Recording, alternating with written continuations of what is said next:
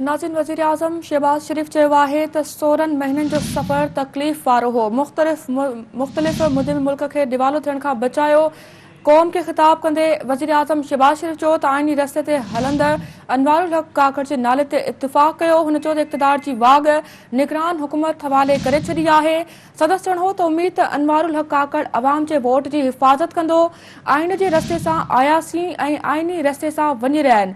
हुन चयो त अल्हम्दुलिल्लाह क़ौम जी अमानत में का बि ख़ियानत नाहे कई। IMF मुआहदे सां मुल्क खे मुआशी मज़बूती मिलंदी। सदस्य चवणो त असां रियासत बचाइण लाइ ॾुखिया फ़ैसिला कया। पाकिस्तान जे दोस्त मुल्कनि ॾुखे वक़्त में साथ ॾिनो।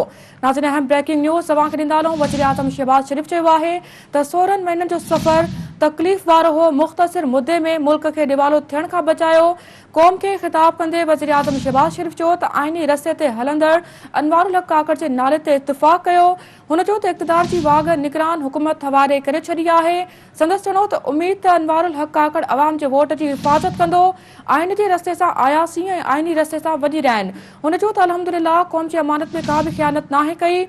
IMF मुआहदे सां मुल्क खे मुआशी मज़बूती मिलंदी। संदसि चवणो त असां रियासत बचाइण जे लाइ ॾुखिया फ़ैसिला कया। पाकिस्तान जे दोस्त मुल्कनि ॾुखे वक़्त में साथ ॾिनो।